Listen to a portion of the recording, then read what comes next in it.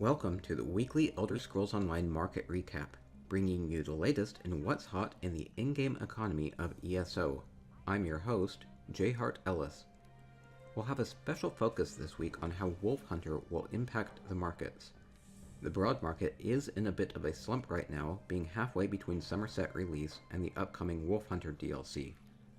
Based on a basket of sales information spanning many zones on the PC NA server, legendary materials are trading mixed this week. Tempering alloy continues to slide and is down 4% this week to 5,100 gold. Dreugh Wax is slightly up this week to around 4,000 gold. Rosin is holding steady at 2,400 gold, while Kuta is down a bit at 2,300 gold. Prices on these upgrade materials will be largely dependent on upcoming balance changes and whether players will or will not need to change their gear.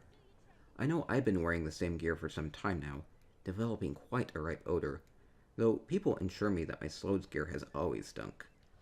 Speaking of ripening, the jewelry market continues to mature. Chromium Plating prices have kept on falling, down to about 74,000 gold per piece from 76k a week ago.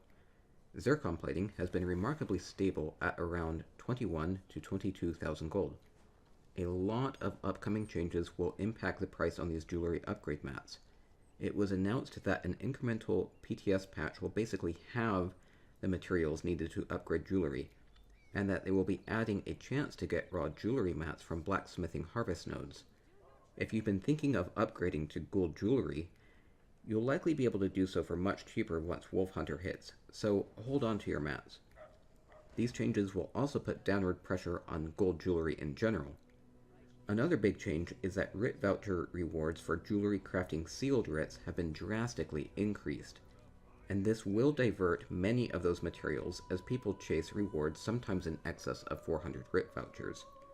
It's quite a mix of upcoming effects. We'll have to see how it all shakes out. The jewelry research market has become more and more dominated by item drops instead of crafted pieces. This is most exemplified by the difference in exemplary infused jewelry from Psijic portals at around 5,000 gold, contrasted with the price of the infused trait material, Arbic Amber, trading above 9,000 gold. You see similar effects with Swift-traded jewelry. Before now, to make Swift jewelry for research, you had to spend 20 Writ Vouchers for gilding wax. But now more and more people are getting researchable exemplary Swift jewelry, which is a rare reward from daily jewelry crafting writs.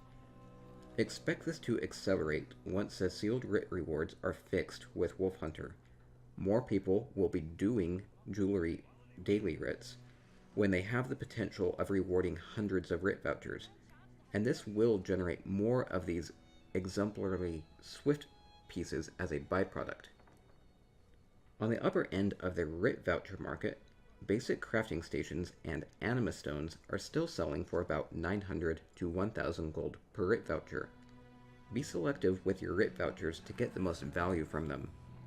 In other Writ Voucher news, Wolfhunter does come with 7 new legendary furnishing plans that can be purchased for 125 Writ Vouchers each.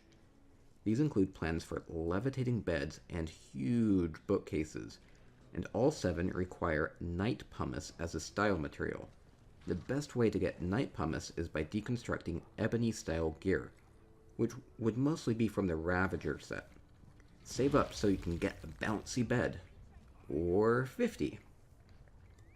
In the Alliance points market, to spot check the current gold to AP ratio, Dawn Prism, which costs 100,000 AP, is trading at about 17,000 gold, indicating a ratio of about 6 AP per 1 gold. It seems PvPers have finally answered the challenge to get good and are getting more efficient at earning AP. In other market developments, expect prices on powdered mother of pearl and clam gall to continue to fall. These mats are used to make new Summerset food recipes, including a really great stam food in Artaeum takeaway broth. With Wolfhunter, clams in Summerset will always drop an alchemy mat, and the clams will be more visible since Kenai from alchemy can now light them up. Waxed apothecary's parcels, purchased with Telvar, will also now include the new Summerset reagents, though the drop rate is very low, about a 1% chance per parcel of getting 3 mats. This should put some pressure on the prices of all other alchemy reagents, though frolicking flower pickers probably won't panic.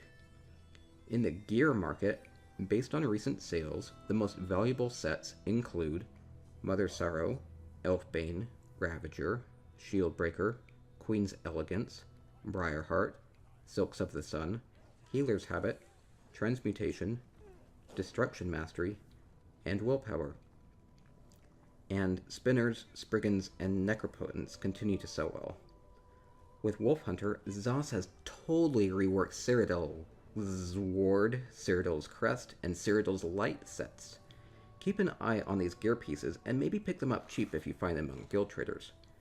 With Wolfhunter, the drop rates on the Stonefire Scamp and Soul-Shriven skin room boxes will be doubled, and they'll also be doubled with the Imperial City event. Expect prices to remain high for now, but you should be able to pick them up much cheaper later if you've been eyeing that sexy Scamp or even sexier skin. We'll continue to keep an eye on PTS incremental patches. Balance changes may well lead to large market impacts. If you like this information and find it useful, be sure to subscribe to me here on YouTube, and link the video in your guild's Discord if you have one. I'd also invite you to follow me on Twitter, @jhartellis, and on Twitch, /jhartellis. Now go out and make a lot of gold.